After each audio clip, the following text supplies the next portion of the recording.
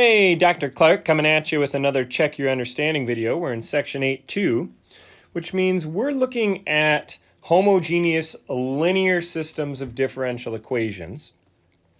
So for this problem, they've given us this system here, and they want us to write it as a matrix vector differential equation and then use the eigenvectors and eigenvalues of the matrix to construct the general solution to that differential equation. So let's take that in turns. First, if we think of this as x prime y prime equals 4x plus 3y and 2x minus y, you can see that that's sort of stacking up like a matrix vector problem. So what they want us to do is define y as this xy state vector. And then we can write the differential equation d dt of y equals matrix times xy. And the matrix would be, and let me just do it one more step. So xy prime would be 4, what is this? 4, 3, 2, negative 1. If we do 4x plus 3y, that's 4x plus 3y, and 2x minus y, there's 2x minus y right there. So in other words, we can write this as d by dt of y, the vector, is equal to the matrix 4, 3, 2, negative 1 multiplied by y. So this is writing the system in xy as a matrix vector differential equation in the vector state capital Y. So that's part A. For part B, we're going to need to find the eigenvalues and eigenvectors of this matrix. So to find that, we're going to take the determinant of A minus lambda I, if A is the matrix and lambda I is lambda times the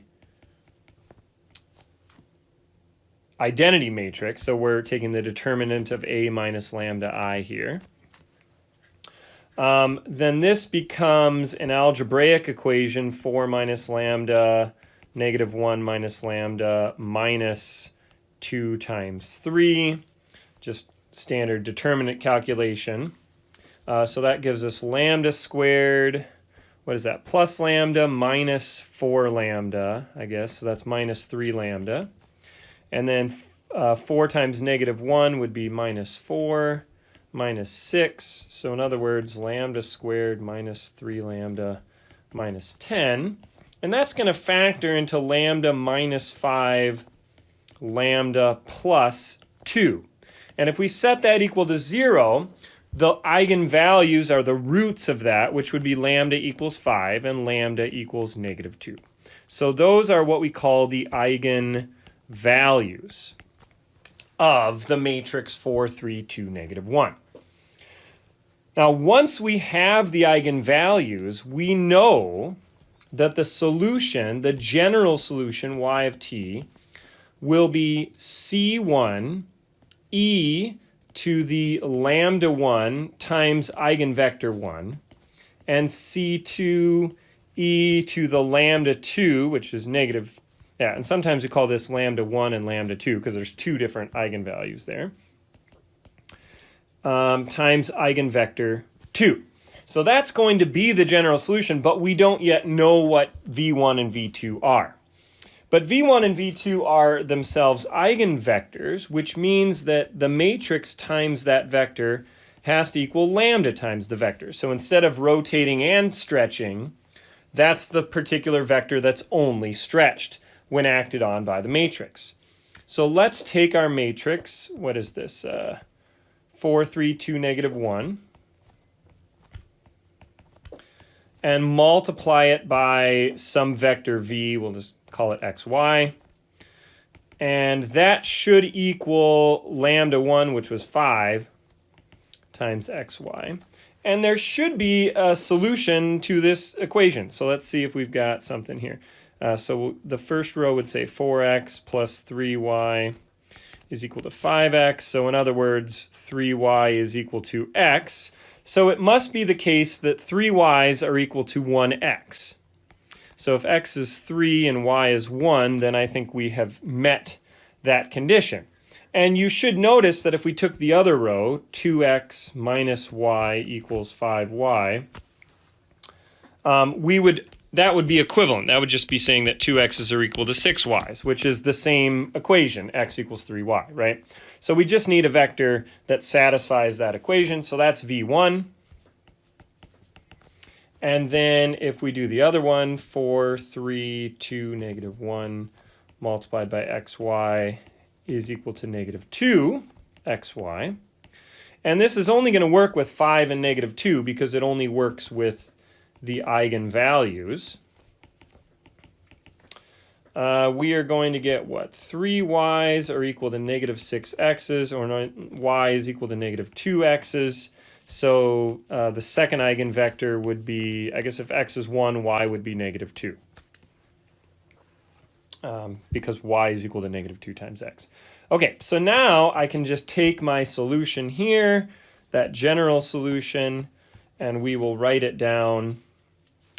And we will say that the general solution is c1 e to the 5t times eigenvector 1, which is 3, 1. Plus c2 e to the negative 2t times eigenvector 2, which is 1, negative 2. And that is my vector solution to that linear system posed above. And that's what they asked us to do. Okay? So that's the final answer. Now, one thing that wasn't asked to do, but since I've got you here, I might as well show you one more thing. Take a note of these. Take a note of this solution here. I want to look at it geometrically here. Notice the eigenvectors 3, 1. This is the eigenvector 3, 1. You see this? And so we've got a straight line solution in the vector field in the direction of 3, 1. And you notice the arrows are going out because e to the 5t is going to increase. So if you started on this line, your solution will just take you out in the direction of 3, 1.